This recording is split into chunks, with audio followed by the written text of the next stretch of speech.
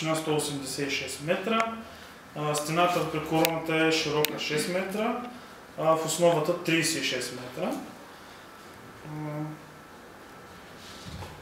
Значи, поради топографски причини централите не могат да бъдат разположени по-високо от резервоара. Когато нивото на водата в резервоара надвиши 1790 метра, двете помпи извеждат вода в станцията Клан-Бихал, предполагам.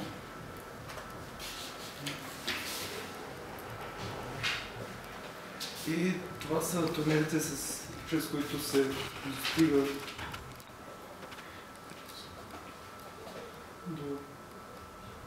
до язовира.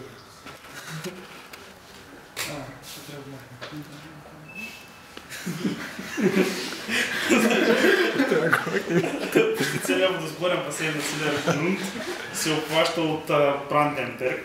По-голямата част от населението живее по високите склонове около реката Цилер. И то пак е тук за туризъм, така че ако реши да ходите в Алпите, кажете се, хубаво е.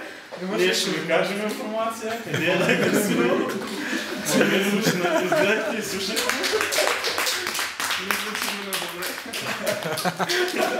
Мисля, че мина добре. По мен координати, все пак, ако имате GPS, може да...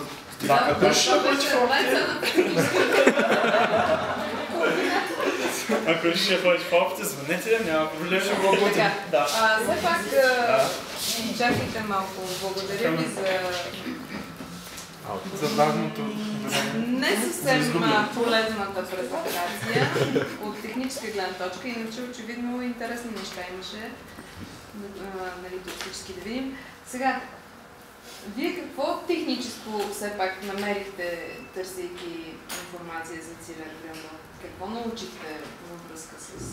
Червоната стена. Това го знаех от миналия семестър, че двойно дъгова, колко е висока и колко е широка, това го знаех. Сега, друго какво научихте? Друго, аз спомням пак от филмчето, че беше свързано с множество тунели с други язовири. За хидроенергетика, това го и че... И помпено акумулативна, доколкото се сеща. Така. И сега тук забелязахте, че някакви два веца